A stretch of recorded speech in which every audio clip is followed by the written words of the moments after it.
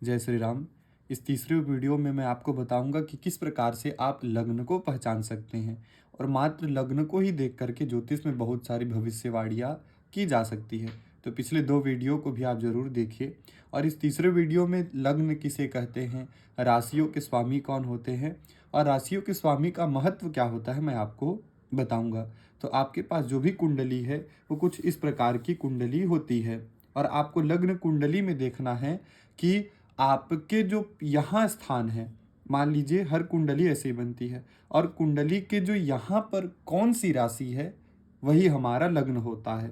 12 राशियाँ होती हैं, इन 12 खाने में कोई ना कोई राशियाँ होती हैं, लेकिन जो यहाँ पर लग्न पर जो राशि लिखी हुई होती है उसी को लग्न कहा जाता है। यदि इसमें मान लीजिए मैंने 1 नंबर लिखा है और अगर आपने किसी कुंडली को देखा और उस कुंडली के इस भाव में चाहे कोई भी ग्रह कहीं भी हो, कुछ भी हो, लेकिन अगर उसमें मान लीजिए 1 लिखा है तो यह कुंडली का लग्न क्या होगा, मेष लग्न हो जाएगा। तो हम क्या कहेंगे, यह कुंडली का लग्न मेष लग्न है। अगर यहाँ पे 2 नंबर लिखा है तो वो कौन सा लग्न कहलाएगा, वृष लग्न कहलाएगा। तो लग्न को पहचानना ज्योतिष का सबसे जरूरी काम होता है। 12 लग्न होते हैं और 12 लग्न के हिसाब से आप कोई भी भविष्यवाणियाँ कर सकते हैं। एक और उदाहरण दे करके मैं समझाता हूँ कि मान लीजिए हम लोग के पास कोई कुंडली आ गई और उस कुंडली में क्या लिखा है, तो वहाँ पर मान लीजिए 11 लिखा है। तो आप बाकी कुछ मत देखिए, केवल ये देख लीजिए कि यहाँ पर कौन सा अंक लिखा हुआ है और वही क्या कहलाएगा, हमारा लग्न कहलाएगा। तो हम क्या कहेंगे कि इस व्यक्ति का लग्न क्या है, कुंभ लग्न का यह व्यक्ति हुआ है। हर लग्न के होने का अलग अलग प्रभाव होता है।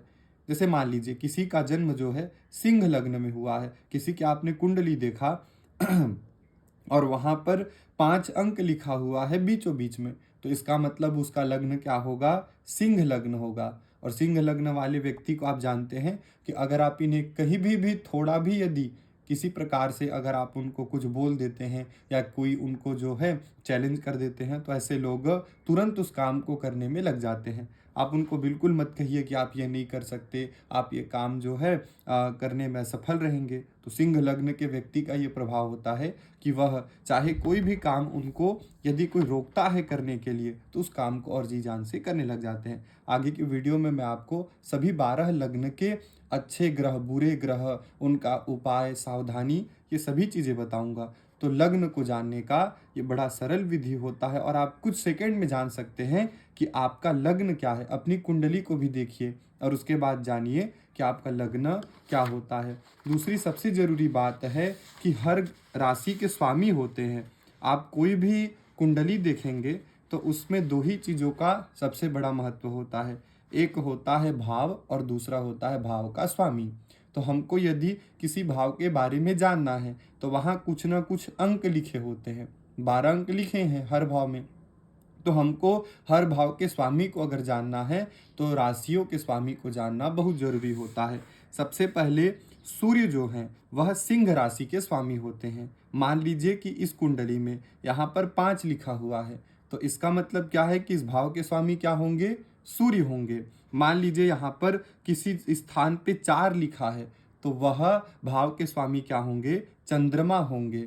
ये दोनों ग्रह को एक एक राशि का स्वामित्व है। बाकी देखेंगे कि जो बुध हैं उनको 2 राशि का स्वामित्व है, 3 और 6 नंबर की राशि का। तो कुंडली के किसी भी भाव में अगर 3 लिखा है तो उसका स्वामी क्या कहलाएगा, बुध कहलाएगा। किसी भी भाव में 6 लिखा है तो उस भाव का स्वामी क्या कहलाएगा, बुध कहलाएगा। बृहस्पति 2 राशियों के स्वामी होते हैं, 9 और 12 नंबर की राशि अर्थात धनु और मीन। मान लीजिए यहाँ पर अगर कभी 12 अंक लिखा हुआ है तो अगर मैं कहूँगा कि अष्टमेश क्या है तो गुरु ग्रह अष्टमेश कहलाएगा। अगर मैं मान लीजिए यहाँ पर मैंने लिख दिया है, मान लीजिए अभी उदाहरण के लिए बता रहा हूँ, जरूरी नहीं है, यह 12 है तो मान लीजिए यहाँ पर मैंने 1 लिख दिया तो 1 के लिए क्या होगा, तो 1 के लिए हम लोग कहेंगे कि इस ग्रह इस भाव का स्वामी क्या कहलाएगा, मंगल कहलाएगा।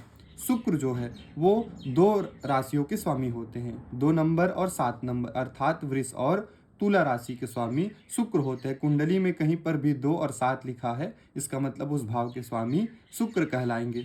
शनि भी 2 राशियों के स्वामी है, इनको याद करना सरल है, 10 और 11। कहीं पर भी अगर 10 और 11 लिखा है, इसका मतलब उस भाव के स्वामी कौन होंगे? शनि महाराज होंगे। मंगल के लिए देखा जाए तो मंगल 1 और 8 के स्वामी होते हैं। 1 और 8 जहाँ कहीं भी लिखा है वहाँ पर आप क्या बोलेंगे कि उन राशि के स्वामी क्या हैं? मंगल महाराज हैं। तो राशियों के स्वामी को याद करना बहुत जरूरी है और सरल भी होता है। दो जो ग्रह होते हैं उनके पास एक एक राशि का स्वामित्व होता है और बाकी सभी के पास दो दो राशि का स्वामित्व प्राप्त होता है। बच गए दो और ग्रह, राहु और केतु।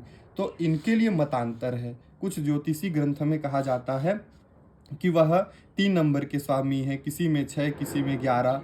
केतु के लिए भी कहा जाता है कि किसी ग्रंथ में 8, किसी में 9, किसी में 12। तो ये मतांतर है। और मेरा मत यह है कि राहु केतु जिस भी भाव में बैठ जाते हैं वो उसी के स्वामी बन जाते हैं और उनका प्रभाव जो उस जगह में बैठे हैं उसके स्वामी के ऊपर भी निर्भर करता है। तो आगे जानेंगे राहु केतु के प्रभाव के बारे में। तो हमको ये जानना बहुत ज़रूरी है कि कौन से राशि के कौन से स्वामी होते हैं। आगे मैं बताऊंगा कि भाव और भाव के स्वामी को जानना जरूरी क्यों होता है। कोई भी भाव जो है वो एक प्रकार से देखा जाए तो खेत होता है। उस खेत में मान लीजिए हमने कोई अन्न को बो दिया और उससे जो हमको फल प्राप्त होगा वही हमारे जीवन को प्रभावित करेगा। तो यदि उस भाव को, उस घर को, उस खेत को यदि हमने समझ लिया तो उस भाव से संबंधित चीज़ें हमको अच्छी प्राप्त होने लग जाएगी। तो इसी को जड़ और जीव का भी सिद्धांत कहा जाता है। मान लीजिए यदि किसी को अपने विवाह के बारे में जानना है तो विवाह के बारे में जानने के लिए हमको कौन सा भाव जानना है? तो 7वां भाव जानना है। तो 7वां भाव में जो ग्रह होगा और 7वें भाव में जो राशि होगा उसके स्वामी को हमको पहचानना पड़ेगा। मान लीजिए यहाँ पर कोई बड़े शुभ ग्रह हैं, अच्छी स्थिति में है, तो इसका मतलब एक पॉइंट ये हुआ कि उसका वैवाहिक जीवन अच्छा रहेगा, जड़ जो है उसका अच्छा है।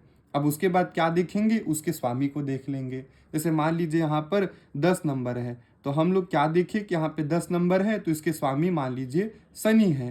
तो शनि को हमने देखा कि इस स्थान पर पहुँच गया। तो हम लोग ये देखेंगे कि इस भाव में कौन है और इस भाव के जो स्वामी हैं वो कहाँ हैं। तो इसीलिए भाव और भाव के स्वामी को जानना बहुत ज़रूरी है।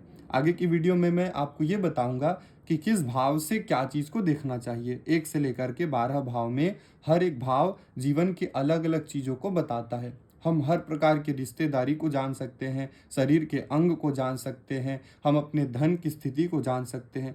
तो एक एक करके मैं आपको आगे की वीडियो में ये बताऊंगा कि किस प्रकार से आप बहुत सरलता से अपने जीवन के हर एक मार्ग को, रास्ते को और उद्देश्य को समझ सकते हैं। तो पहले के 2 वीडियो को ज़रूर देखिए। और मैंने आपको जो आज बताया कि कौन से प्रकार से हम लग्न को समझ सकते हैं, कौन से राशि के कौन से स्वामी होते हैं, इनको याद करना बहुत ज़रूरी होता है। जय श्री राम।